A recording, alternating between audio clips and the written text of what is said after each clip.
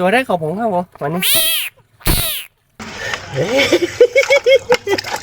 ปุ่นนี่เจ็บมาเลยทุกคนบุฟเฟ่มากินบุฟเฟ่กันครับนี่กีทะลุงนะทุกคนสวัสดีครับตัวนี้มาพบกับผมจอไดยะครับผมวันนี้ผมจะพาเพื่อไปจับกบจับปูกันนะครับทุกคนผมจะลองดูว่ามีปูมีกบอยู่หรือเปล่านะครับปูเนี่ยมีแน่นอนครับทุกคนแต่ว่ากบผมไม่รู้ว่ามีหรือเปล่านะครับสมัยผมเป็นเด็กๆนะฮะทุกคนถ้ามันมีผัดตกชวาแบบนี้นะทุกคนถ้ามันมีผัดตกชวาแบบนี้เนี่ยชาวบ้านดีใจมากคือมันจะอยู่ใต้ผัดตกชวานะครับกบนะครับทุกคนแต่พอผมตรงขึ้นแล้วนะครับมันจะมีปูนางเยอะมากทุกคนแต่ว่ากบก็เลยเข้าในรูปูนางนะทุกคนแต่ไม่เป็นไรผมจะลองหางดูว่าจะได้กบหรือเปล่านะครับแต่ปูเนี่ยได้แน่นอนครับทุกคนถ้าผมได้ปูก็คือผมจะไปตำหรือว่าผมจะไปทำเมนูอะไรสักอย่างหนึ่งเลยทุกคนจะไปทานน้ำพริกแบบว่าอร่อยเลยทุกคนแล้วก็รอดูกันนะครับว่าผมจะได้กบสักตัวไหมฮะวันนี้ทุกคนเดี๋ยวผมจะลองเอาผักตบชวาออกนะฮะ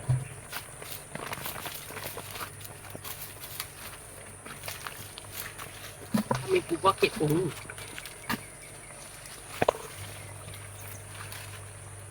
ช่วยดูหน่อยนะแต่ก็ถ้ากบหนีเนี่ยช่วยดูหน่อย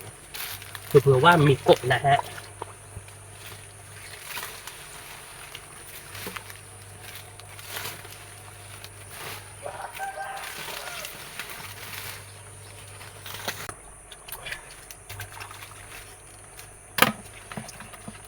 โอ้ยเพื่อนกันครับก็จะบอกกันที่บอกโอ้ยช่วยอะไรลูกไม่ปฏิบัติ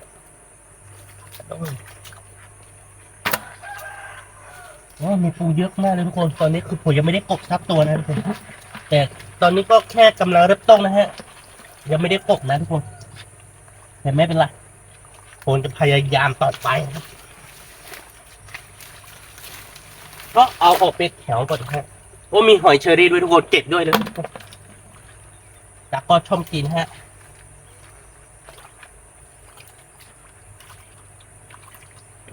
ไม่เป็นไรมีปูเยอะมากทุกคนเนี่ยปูเยอะมากเลยปูเนี่ยมีแน่นอนทุกคนแต่ผมไม่รู้ว่ามีกบหรือเปล่าฮะปูอ่อนครับปูอ่อนก็มีนะทุกคนปูอ่อนนี่อร่อยกว่าครับ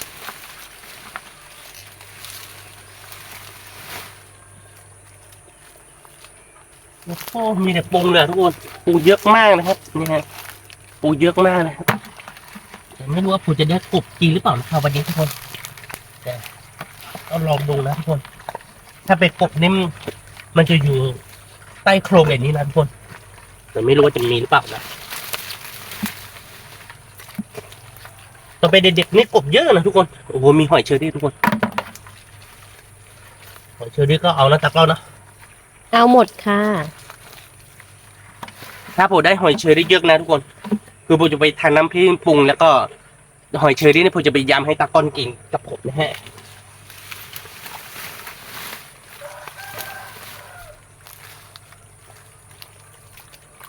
โอ้โหหอยเชอรี่โอ้หอยเชอรี่เยอะมากเลยทุกคน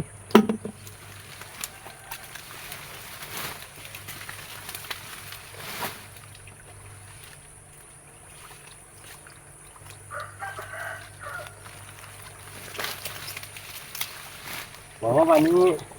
ควรจะได้กบสักตัวหนึ่งนะ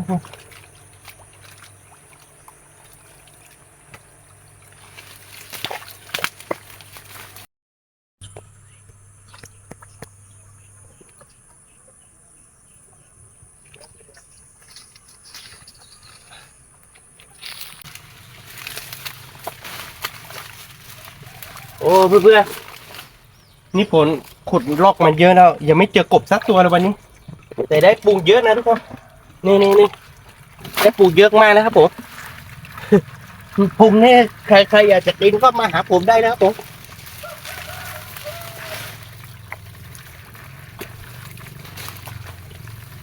มีแต่ปูเรื่องหอยนะเนี่ยเราเลือกหอย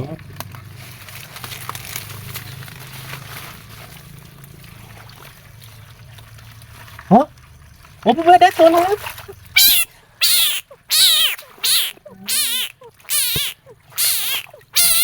ตัวแรกของผมครับผมวันนี้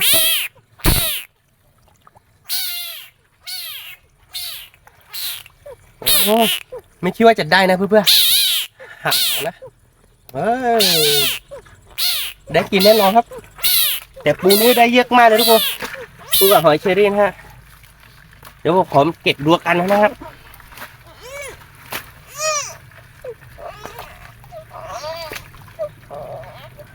เอาวางไว้ตัวนี้ก่อน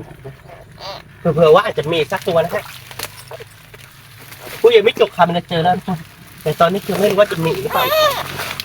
ช่วงน้ำหนาวนู่นแบบว่ามันเป็นกบจำสีมันก็อยู่ใต้ต้นผัดฉวางนะทุกคนเฮ้ยปลาไหลทุกคนปลาไหลโอ้ปลาไหล ตัวใหญ่ไหมคะ ตัวไม่ใหญ่ครับดูปลาไหลครับปลาไหลก็มีนะทุกคนดูปลาไหลตัวเล็กครับ ตัวไส้เดือน น่าจะมีตัวพ่อแม่นะทุกคนนะเราก็จะปล่อยให้ทุกคนตัวเล็กมากครับหอยเชอรี่ก็มีนะทุกคนถ้าเป็นปูนี่เยอะเลยนะทุกคนปูนี่จะเยอะสุดนะฮะไม่รู้ว่าจะได้เพิ่มสักตัวไหมทุกคน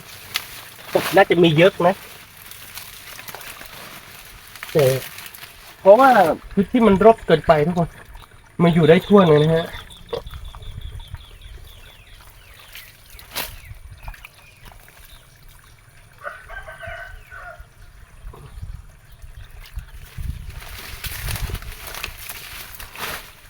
ว่าก็จะได้สักหนึ่งตัวนะครับวันนี้ถ้าได้2 ตัวก็พอโอ้ทุกคนปูตัวใหญ่มากครับนี่นะฮะตัวใหญ่มากๆทุกคนกดนี้ได้แค่ตัวเดียวนะไม่รู้ว่าจะได้เพิ่มหรือเปล่านะทุกคน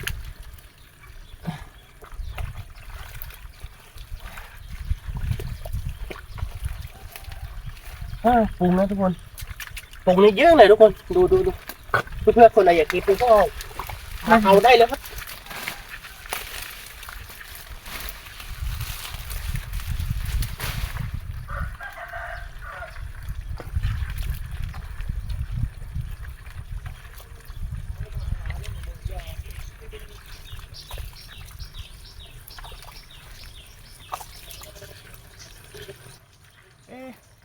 ปูนี่ทุกคนปูนี่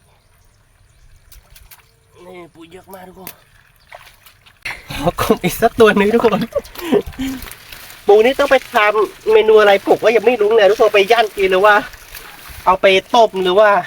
เอาไปทานน้ำพริกก็ได้ครับตอนผมเป็นเด็กๆนี่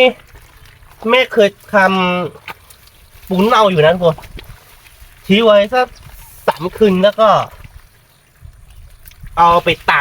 ำละเอียดแล้วก็คักน้ำก่อนคักน้ำเอาไปพอกน้ำครับทุกคนแล้วก็มันจะอร่อยมากนะตอนผมเป็นเด็กๆเนี่ยตอนเป็นเด็กๆเนี่ยชอบกินมากตอนผมเป็นเด็กๆเนี่ยปูนางยังไม่มีนะทุกคนที่บ้านผมนะฮะมันเป็นปูลำห้วยลำคลองครับมันจะตัวเล็กตัวไม่ได้ใหญ่มากลำห้วยใกล้ๆ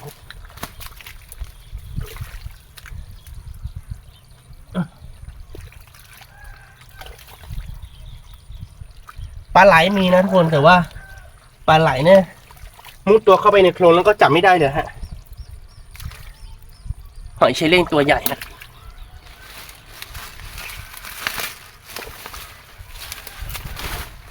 ต่อเป็นเด็กๆเนี่ยอาหารกินนี่มีเยอะมากทุกคนอ๋อปรุงครับทุกคนเจอแต่ปรุงนะครับต่อไปเด็กๆนี่ผมมันจะเยอะเพราะว่าปูไม่มีนะทุกคนปูนาไม่มีฮะที่บ้านผมครับปูนาไม่มีนี่ถ้ามันผัดโตชวาแบบนี้นี่คือเอาผัดโตชวาออกแล้วก็มันจะมีกบอยู่ข้างล่างครับ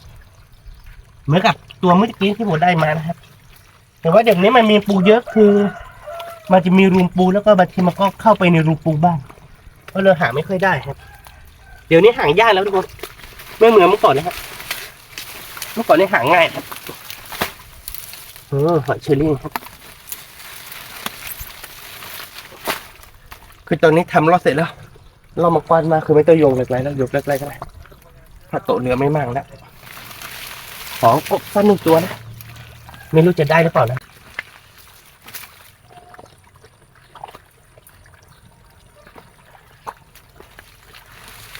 ตัวนู้นจะมีให้ผมสักตัวนึงนะครับหรือว่าหมดครับมีตัวนี้เป็นหอยนะครับหอยก็หอยครับอันนี้ตัวเดิมเพื่อนอันนี้ตัวเดิม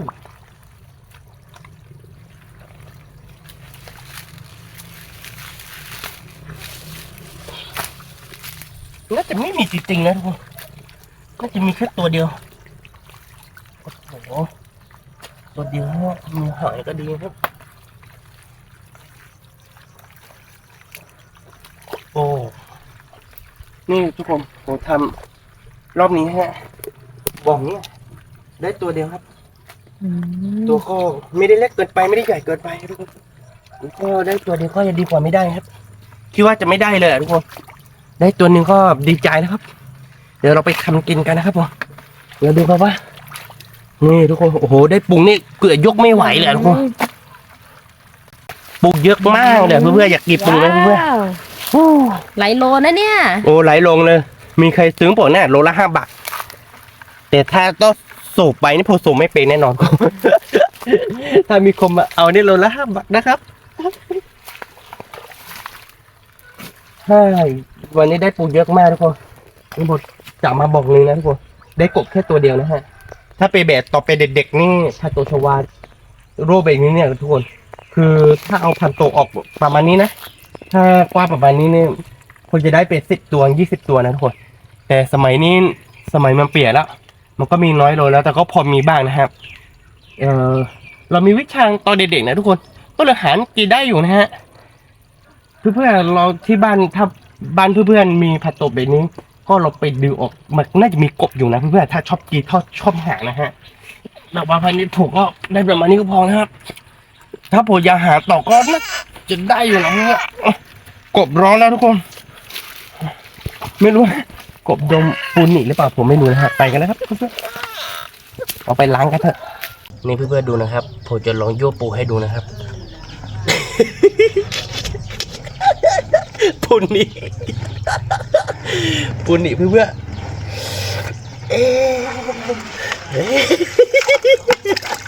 ปูนหนีเจ็บมากเลยทุกคนมันไม่ปล่อยทุกคนโอ้ไม่ต้องโยนแล้วทุกคนพอแล้วนี่เพื่อนๆเราจะมาปิ๊บปรุงกันนะฮะปิ๊บปรุงกันนะครับทุกคนปิ๊บปรุงครับแล้วก็ต้มหอยครับแล้วก็ปิ๊บปรุงต้มหอยแล้วก็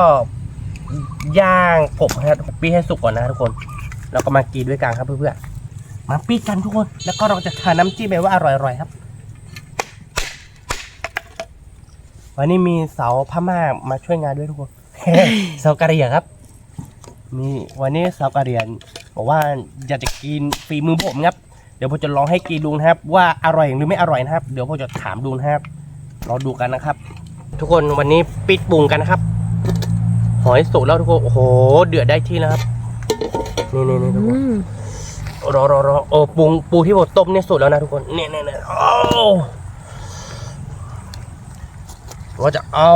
ก้อนหินออกแล้วนะทุกคนคือแบบว่าไม่ต้องต้มแล้วย่างครับเพื่อนๆมาย่างกินด้วยกันครับเราดูกันว่าปูย่างมันจะอร่อยหรือเปล่านะทุกคนผมก็ยังไม่ใช่ว่าไม่เคยกินนะมันก็อร่อยนะทุกคนเคยกินแต่ปูแบบว่าเป็นปูแม่น้ำครับปูลำห้วยครับทุกคนแบบว่าปูนาเนี่ยย่างกินเนี่ยรสชาติมันจะเป็นยังไงผมก็ต้องลองครับทุกคนต้องลองครับไม่ลองไม่รู้นะทุกคนมันรอด้วยกันไหมครับคงจะอร่อยนะทุกคนเดี๋ยวผมจะทำน้ำจิ้มให้สาวกะเหรี่ยงแบบว่าแซ่บๆเลยทุกคนกบของเราก็ยังไม่สุกนะทุกคนเดี๋ยวผมจะแบ่งขุดตังกล้องกับสาวกะเหรี่ยงนะครับวันนี้นะครับส่วนผมนี่จะกีปรุงนะทุกคนดูเพื่ออร่อยแน่นอนครับวันนี้อร่อยแน่นอนค่ะนี่เพื่อย่างปูเสร็จแล้วนะฮะปูย่าง5 ไม้นะทุกคนปูย่าง5 ไม้นะฮะแล้วก็กบย่าง1 ไม้ฮะกบย่างนะทุกคนแล้วก็วันนี้ทำปูนกินหมกเลยทุกคนตามก็กับสาวกะเหรี่ยงบอกว่ากินหมกนะผมไม่แน่ใจนะทุกคนแบบว่ามันเยอะมากนะฮะปูของผมนะฮะเกลือจะเต็มขังทำสี1 ใบอ่ะทุกคนแล้วก็ปูต้มก็มีฮะหอยต้มกับปูต้มนะฮะหอยต้มปูต้มแล้วก็ปูย่างแล้วก็เขาให้ผมทำอีก1 เมนูทุกคน คือปรุงที่เหลือเขาบอกว่าให้คั่วนะฮะคือแบบว่าไม่ใส่กระดองครับทุกคนเอากระดองออกแล้วก็ให้คั่วแบบนี้นะฮะไม่รู้ว่าจะอร่อยขนาดไหนนะทุกคนนี่ผมทำให้เสร็จเนี่ยสาวๆอยากจะให้ผมทำน้ำจิ้มอีกนะฮะรอดูกันนะครับเดี๋ยวว่าจะลองชิมแบบว่าชิวๆ1 ตัวนะฮะทุกคนอร่อยขนาดไหนฮะ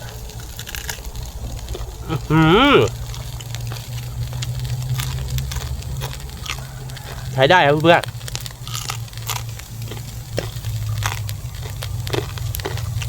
แบบไม่ใส่กระดองเนี่ยอร่อยนะทุกคนอร่อยครับ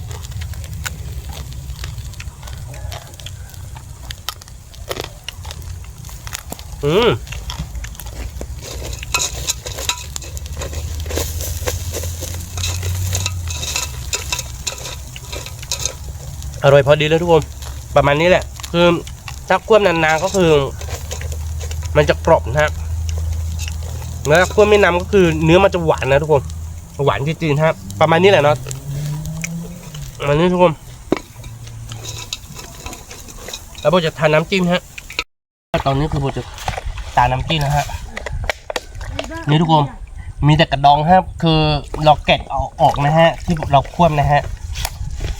แล้วก็ดูนะทุกคนนี่คือจะกลางหนึ่งนะฮะความพริกเยอะไม่เยอะเพื่อนๆลองดูกันนะครับว่าเยอะขนาดไหนนะครับ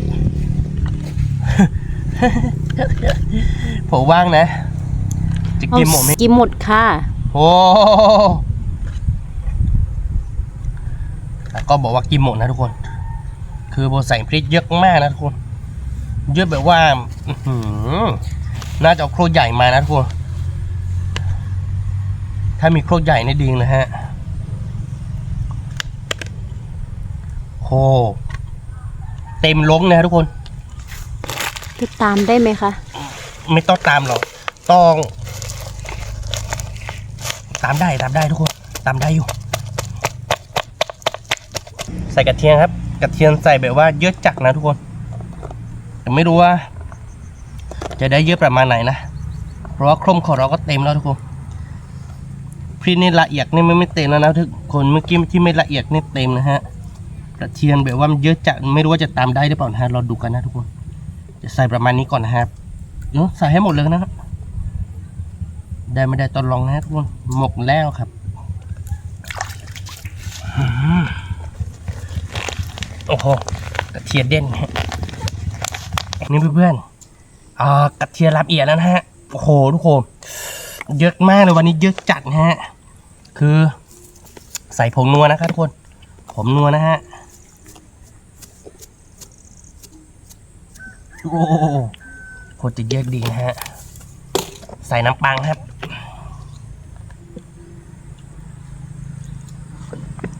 ใส่ประมาณนี้ก่อนนะครับทุกคน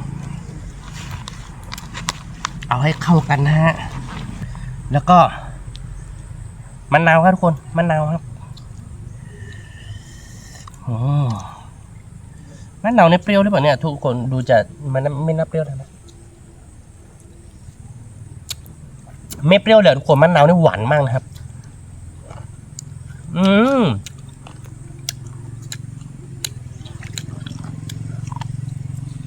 ไม่เปรี้ยวเลยครับกินแบบหวานนะครับทุกคนดูผักชีครับ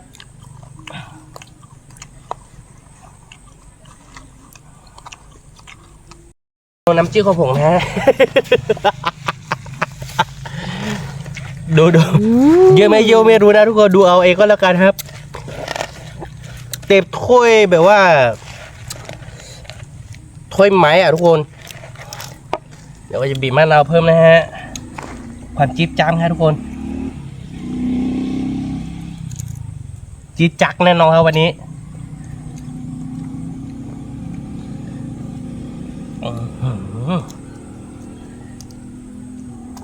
จี๊ดจับไม่จี๊ดจัดตอนลองดูทุกคน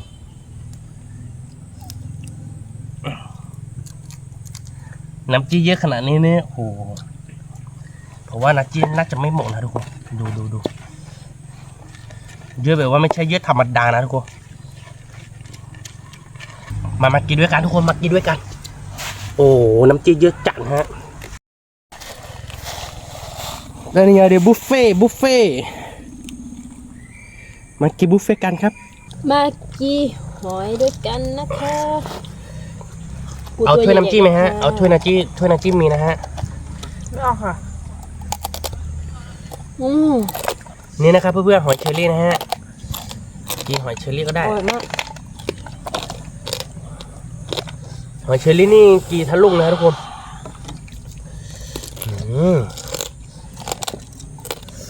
เนี่ยใหญ่มากเลยนะ อร่อยมากเนี่ย ลูกใหญ่ๆเลยทุกคนเ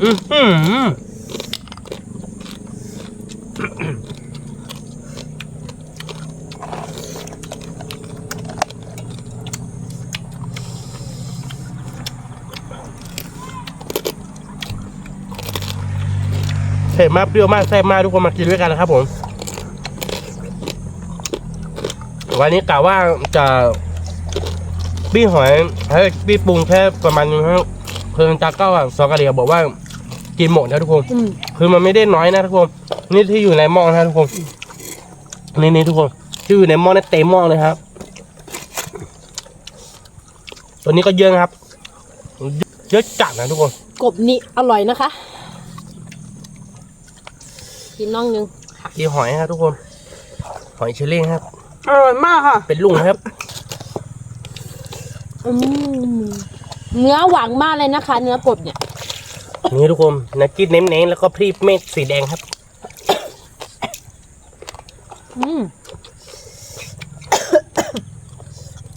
อร่อยมาก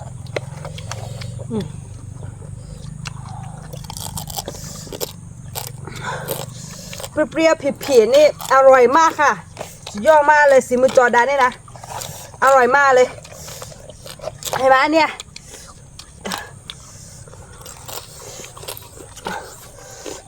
จะเรากีปูปี้นะทุกคนปูปี้หรือว่าปูย่างนะครับ ขากดนะคะ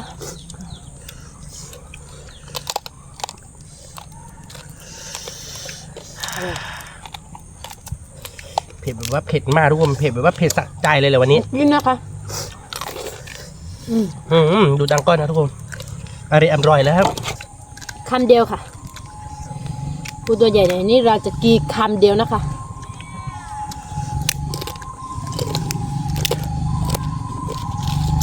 น้ำอยู่ ปูตัวใหญ่ๆแล้วนะคะ ใส่น้ำจิ้ม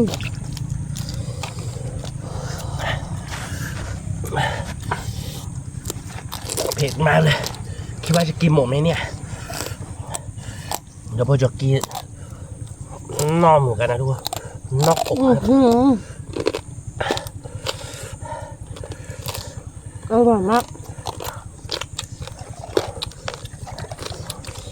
เติมพริกหน่อยนึง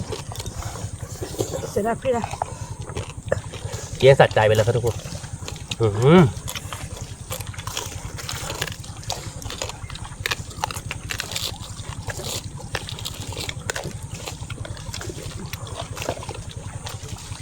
ถ้าคนไหนอยากกินปูย่างกบย่างมาหาจอได้แล้วนะคะ เราไปหาเอทุกคนหาเอทำกีเอครับ อร่อยมากเลย ครับ น้ำจิ้มนี่เปรี้ยวเผ็ดแซ่บแล้วนะคะ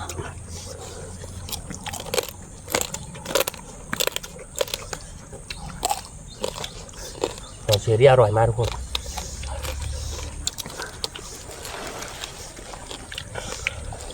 เพื่อนๆมากินด้วยกันนะครับอร่อยมากเพื่อน พริกเน้นๆแล้วนะ ๆ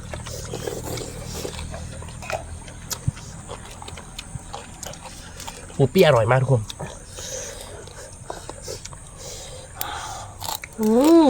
อร่อย หวานมากค่ะ เนื้อปูนี่หวานมากเลยนะคะ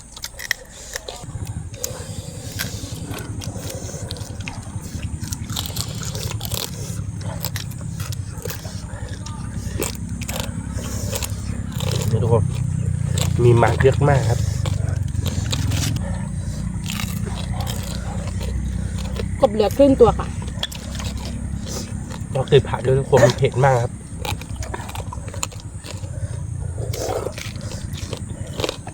น้ำจิ้มมีเยอะนะนี่ไม่ใช่มีน้อยๆครับมีเยอะมากทุกคนอยู่ข้าวราดปรุงครับ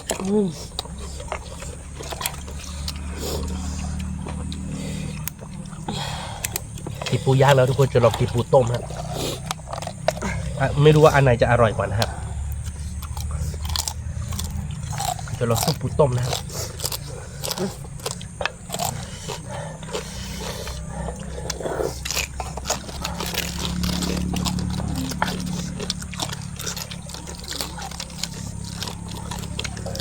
อร่อยกับคนละแบบ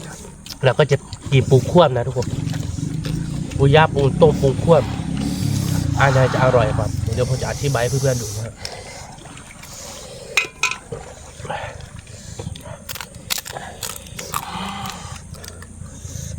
เพื่อนๆเราไปทำกินดูนะ อร่อยมากค่ะ เป็นตัวนะทุกคนนี่ครับน้ำจิ้มเน้นๆครับ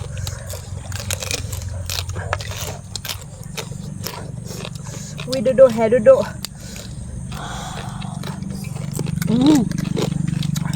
อร่อยมาก ดูแล้วเพื่อนๆอันไหนอร่อยที่สุด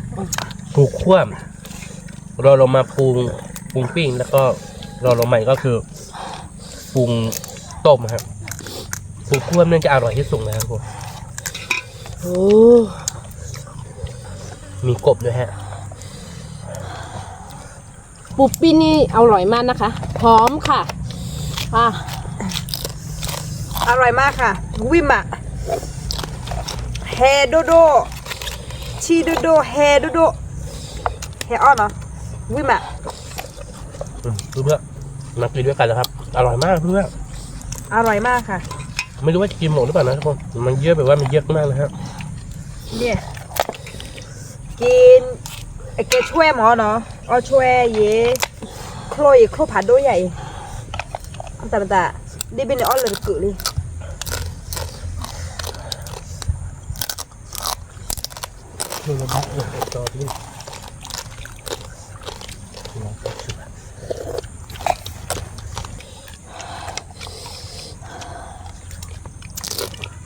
มันกินปรุงคั่วนะฮะทุกคนปรุงคั่วอร่อยนะฮะ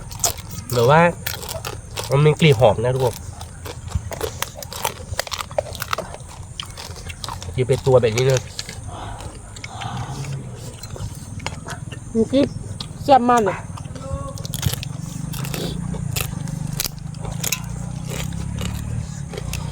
โอ้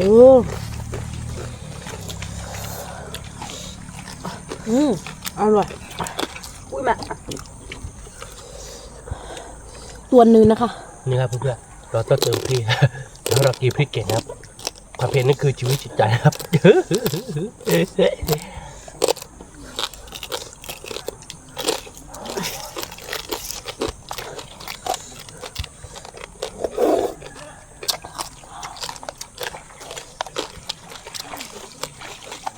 เผ็ดมากเลยทุกคน พริกแล้วค่ะ วิดูแฮ อร่อย ดู มากอร่อยมาก สมุนจอดานนี่อร่อยมากเลยนะสุดยอดเลย เน้นๆเลย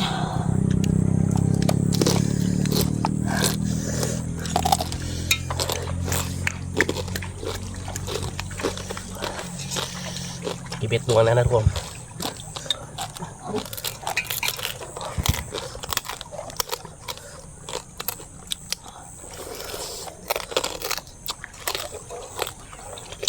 น้ำจิ้มนะคะหอยลูกใหญ่ๆแล้วนะคะคำใหญ่ๆเผ็ดๆแซ่บๆเลยนะคะอร่อยมาก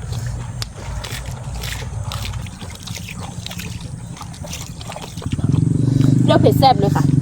อร่อยมากเลยค่ะมาชิมเพื่อนๆทุกคนอร่อยมากเลย เผ็ดจัดทุกคนมันเผ็ดมากนะนั่นอะไรเดี๋ยวหน้าตาไหลเลย หน้าตาก็หลายจมูกก็หลาย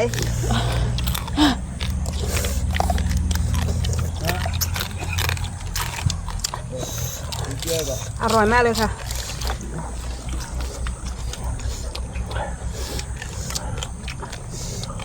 ปูไม้นี่เหลือแค่ตัวเดียวนะคะเลือกกินนี่ไว้ใจได้ค่ะ เนี่ยจะกินตอนนี้แหละอร่อย ตัว มาก สุด เลย ท้าย สุดท้ายแล้ว อร่อยมากเลยค่ะ ไม้นี้เรากระเดียวของนะทุกคน ขอ กินหม เล ด ย ไหมเนี่ย กินหมดค่ะ อืม จะกินให้หมดเลยค่ะ อืม อร่อยมากค่ะ อ๋อ อุ้ยมาอุ้ยดูแฮดู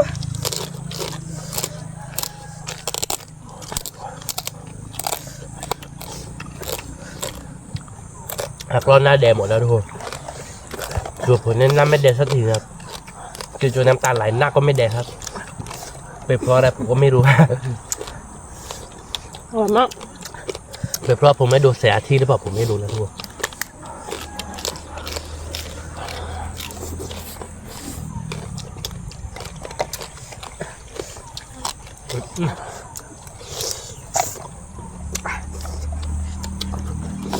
อร่อย ขอตัวใหญ่เลยทุกคนตัวใหญ่กีกลางก่อนนะฮะแล้วหาเนื้อก่อนนะทุกคนมีเนื้อเยอะ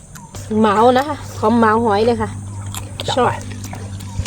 มีอะไรเหมาหมด ถ้าเราอ่ะหมอก ผักชอบผักมากเลยชอบหวานด้วย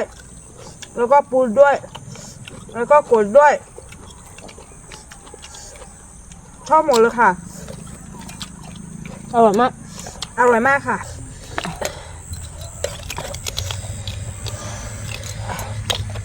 นี่ค่ะซิมุจอดานี่สุดยอดมากเลยค่ะ อร่อยมากค่ะ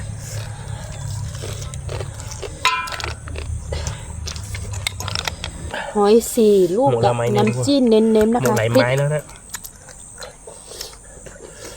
อืมอร่อยมากขึ้นเน้นๆเลยนะคะน้ำจิ้มเน้นๆเลยค่ะ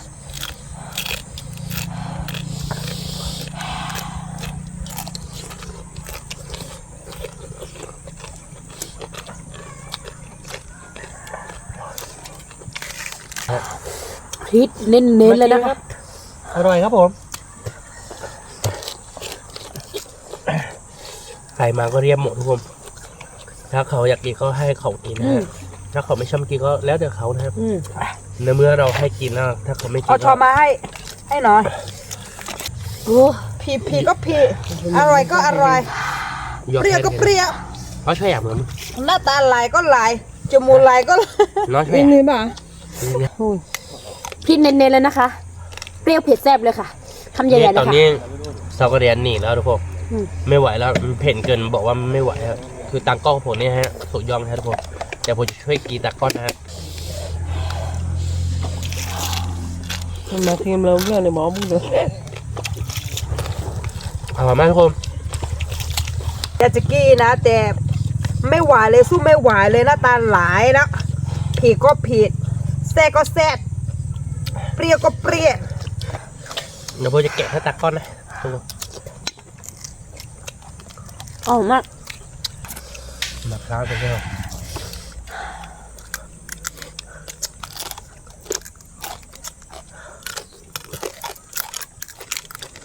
ไอ้หมอ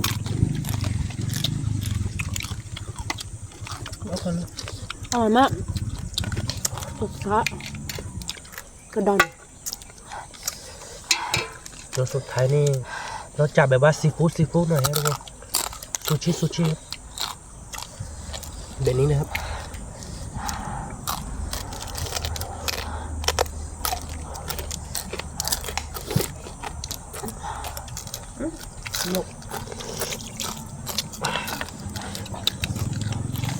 อร่อยมาก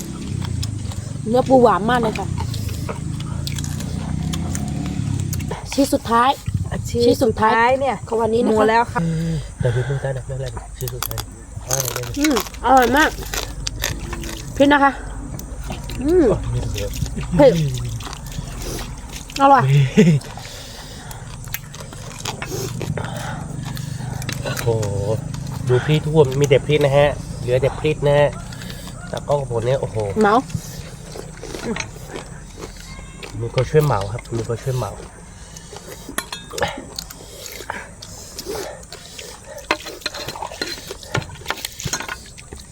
ให้ผมช่วยไหมครับ เนี่ย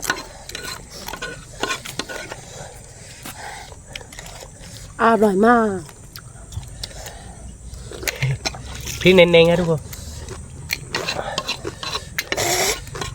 เปรี้ยวๆเผ็ดๆแซ่บๆเลยนะคะ หมดแล้วค่ะเนี่ยเห็นไหมหัวเชอรี่ใช่ไหมอร่อยมากค่ะเพื่อนๆทุกคน ทุกคนเหลือกระดอง หมดแล้วค่ะ ดองเดียวครับ วิมะวิดูดูแฮดูดู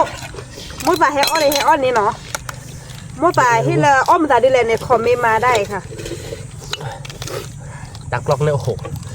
กินไปว่าสุดจัดเลยทุกคน หมดแล้วค่ะ ผมบอกแล้วว่าน่าจะกินไม่หมดแต่ตักก็บอกว่ากินหมดตักก็กินหมดจริงๆทุกคนผักก็โบแล้วทุกคน ผาก็หมดเหมือนกัน แต่ว่ามีแต่นั้น น่าจะหมกเปรี้ยว หมดแล้ว ตักก็เนี่ยโอ้โหสุดยอดเลยทุกคนว่าผมได้ปรุงเนี่ยถามเสียงข่าวเนี่ยครึ่งหนึ่งแหละทุกคน อร่อยมากค่ะ เพื่อนๆให้เราไปทำคลิปอะไรก็ไม่บอกนะครับสำหรับคลิปนี้ก็คงไม่มีอะไรนะฮะถ้าเข้าใจคลิปคนเราก็อย่าลืมกดไลค์กดแชร์เป็นกำลังใจให้กับเราด้วยนะครับเจอกันคลิปวิดีโอหน้าครับผม เดี๋ยวค่ะ สวัสดีครับ